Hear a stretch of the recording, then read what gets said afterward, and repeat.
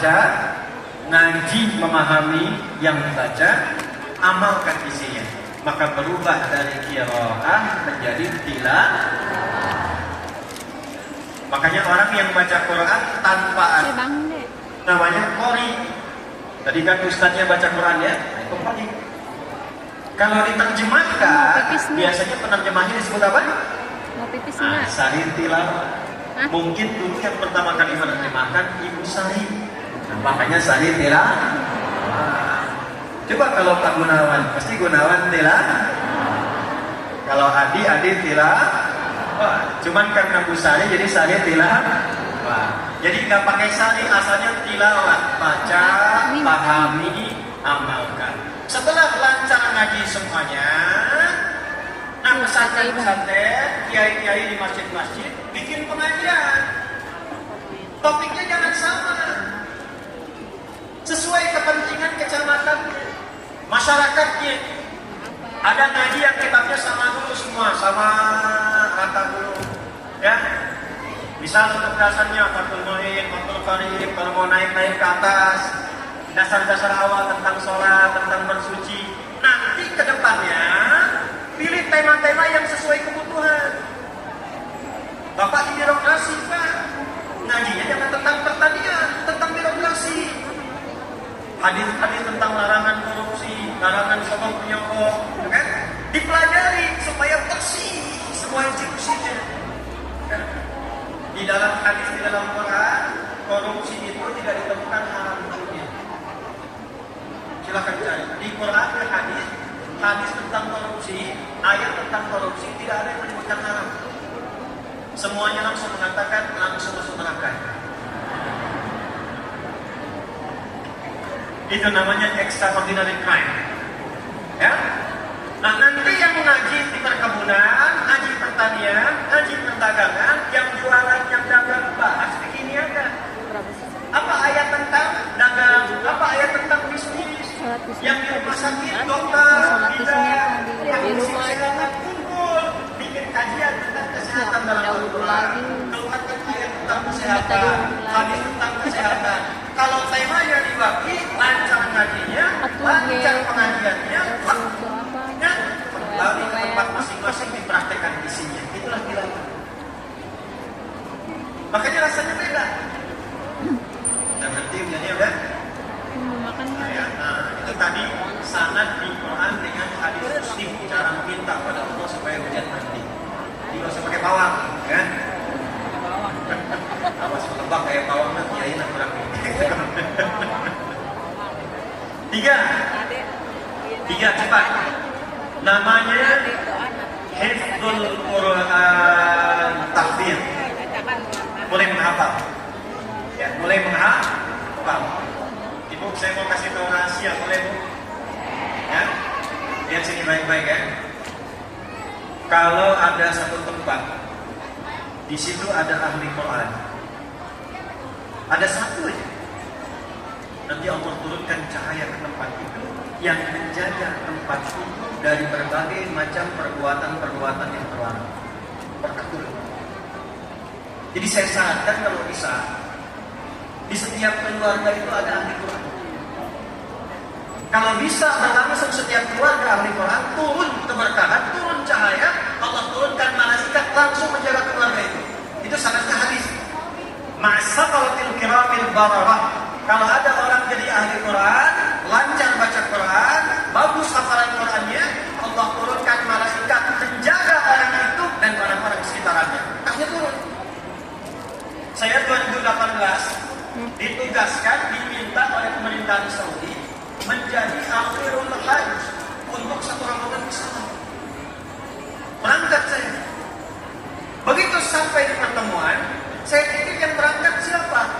Ternyata hampir 2/3 dari pesawat itu ahli Al-Quran.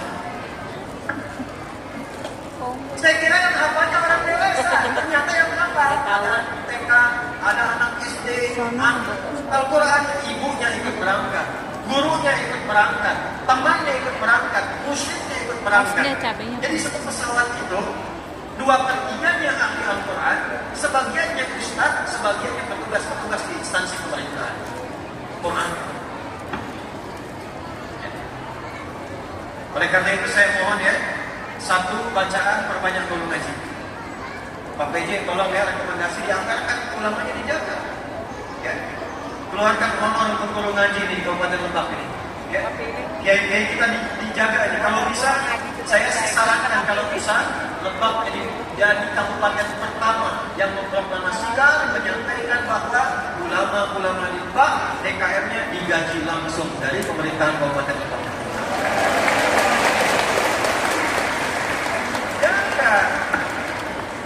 Lebak sudah ya, ustaznya digaji ya. Naikkan 1 juta sekarang. Jaga, karena nggak mudah cetak ulama itu. Kalau pemimpin nggak dicari pun rebutan. Ya, tiap 5 tahun pilkada, ulama nggak ada pilkada. Nyarinya susah. Jadi kalau sudah ada kiainya, ada ulamanya, jaga supaya apa? Supaya mengajarnya fokus, ikhlas, karena pemerintahan setempat sudah berkata menanggung itu semua. Jadi di Timur Tengah begitu, saya di Timur Tengah digaji. Jadi nggak ada yang dikasih amplop. Makanya pulang ke Indonesia bingung begitu ngajar dikasih amplop. Ya? Nah disitulah kemudian setan mulai datang. Jadi mengganggu. Ini amplopnya tebal, sahih. Itu tipis, lain. Tipis tapi banyak, sahih ini. Makin fatal. Ya, hati-hati. Kalau sudah ada guru yang bagus, ulama yang bagus, jaga itu. Karena kalau sudah wafat satu, bisa muncul yang lain yang tidak baik dan disitulah menjadi bencana bagi kehidupan masyarakat. Jelas? Terakhir, amalan terakhir. Sudah? Amanu wattaqu. Iman tadi dibagi 3 amalan. 1 sholat, 2 gemar berbagi, 3 Al-Quran. Sekarang bagian terakhirnya wattaqu, tingkatkan takwa di setiap kesempatan, setiap keadaan kita berada. Takwa jenisnya 3. Coba cek satu-satu. 1, hubungan kita dengan Allah. Jadi disebutkan dalam Al-Quran dengan kuat hubungan kita dengan siapa? Allah. Fattaqullah, hubungan kita dengan Allah. 2, hubungan kita dengan orang tua. Ya, Quran surah 4 ayat 9. Wal yakhshal ladina law taraku min khalfihim dhurriyyatan dha'afa khafu 'alaihim. Ya, fattaqullaha wal yaqulu qawlan sadida. Quran surah 17 ayat 23. Wa qadha rabbuka alla ta'budu illa iyyah wa bil walidaini ihsana. Maka saya minta di sekolah-sekolah selain diajarkan ilmu, ajarkan akhlak dan adab. Coba anak-anak diajari cara cium tangan sama orang tua itu bagaimana? Minta doa berangkat ke sekolah. Ya, minta kebaikan ketika akan berangkat. Selesai sholat doakan orang tuanya. Kalau dengan Allah baik, dengan orang tua baik, maka yang pertama Allah berikan dijaga rezeki dan kemudahan hidupnya. Ya, 3 yang terakhir, jaga kerukunan di antara kehidupan bermasyarakat secara sosial. 1, hubungan dengan Allah, 2, hubungan dengan keluarga, dan yang 3, hubungan secara sosial. Kalau itu bisa dilakukan, kompak kita bisa kerjakan, maka Allah akan berubah keadaan Lebak ini insya Allah menjadi kabupaten yang diridhoi, diberkahi, dan dibimbing menjadi maju dengan izin Allah Subhanahu wa Ta'ala. Nah, penjelasan yang terakhirnya, perhatikan baik-baik. Secara sosial kan tidak semua di sini orang Islam yang ada di Lebak. Ada non-muslimnya? Saya ulangi, ada non-muslimnya? Menghormati yang non-muslim, menjaga hubungan baik dengan non-muslim adalah bagian dari ketakwaan kepada Allah Subhanahu wa Ta'ala. Kalau Anda silakan masing-masing. Yang Islam ke masjid, jangan ikut-ikutan ke tempat ibadah orang lain. Tapi kalau orang lain ibadah, jangan digituin. Hubungan kemanusiaan kita sama-sama. Ya, bapak, ibu, masa punya tetangga orang Kristen. Kalau tetangga Anda Kristen, Anda masak hubungan sosial, maka hadisnya berlaku.